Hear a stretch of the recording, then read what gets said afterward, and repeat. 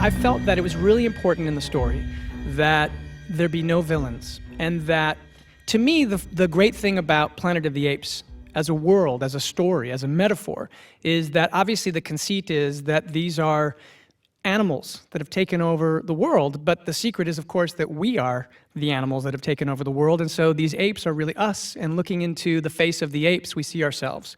And so I thought, wow, here we are making a summer blockbuster that's really a drama, and I thought that there was an opportunity to have empathy for all the characters so that you could come to understand really an anatomy of violence.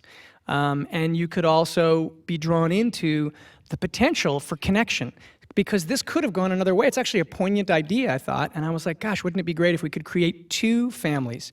An ape family that's sort of on the ascendancy, and a human family that has just gone through the worst tragedy in the history of humanity, and a family that is fractured in pieces and is trying to find a way to come together to heal itself. So that you had these two families that suddenly, almost like a mythic Western, these two tribes that both want to survive, they're both on this same sort of area of land, and the question is, will they turn to violence, or is there another way? And to let all of that sort of play out in a way that you understood how each character had arrived at their worldview, and how Koba, having been treated by the humans that he knew the way he was, would have a very justifiable worldview, and Dreyfus, having lost his family to a flu that came from the apes, would have understandable mistrust and terror of them, but also that there would be a chance to try and find a way to see if there was a way to make this work, and that's what the story became. And now, Gary, for you, as Matt was saying, that the story doesn't really have a villain in a traditional sense, and I think in some ways it's supposed to be your character, and maybe a more simplistic version of the story, your character might be the most villainous, but here he's not a warmonger, he's not a hawk in the way that that character could be. And was that one of the things that appealed to you about the character, was the fact that it was richer and more complicated than simply a guy who wants to fight the apes? Well, yes. I mean, when I first read the script, you know, it says "Dawn on the Planet of the Apes" on the cover, and then when I turned the last page, you know, it was a surprising read, because it was about family and community and loss and compassion and all of these things that was it was just not what I expected. And Matt and I had a conversation, and it was as he said, you know, it was a purposeful thing not to make anyone a villain in the sort of traditional sense. I mean, the character Dreyfus, in fact, gives Malcolm the benefit of the doubt, because at one point towards the end there, he says, "I'm going to go back," and Dreyfus says to him, "You have 3 days."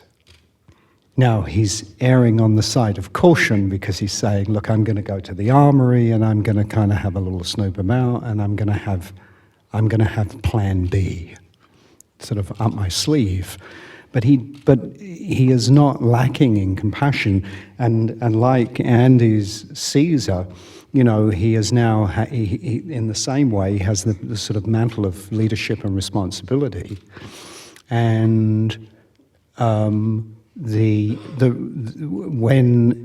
the apes turn up at the camp, it does reignite that loss and that pain that he's feeling, and blame, I guess, you know, too. But I don't see him as I mean, look, Dreyfus wants to save the human race.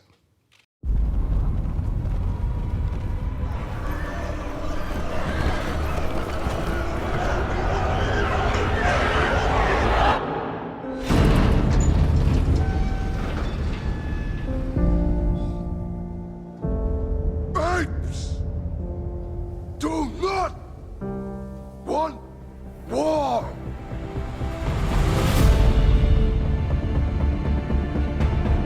You know power.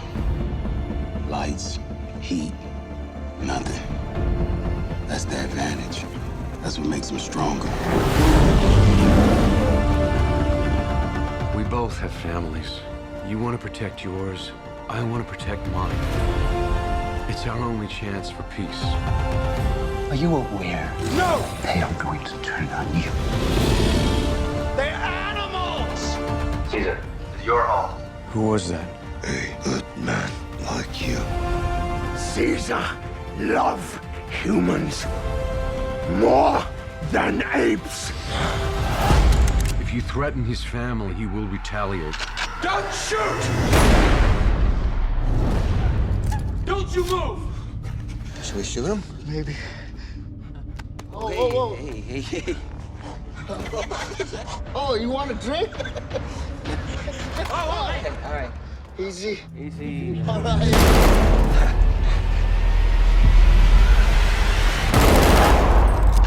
What are you doing? I'm saving the human race. Oh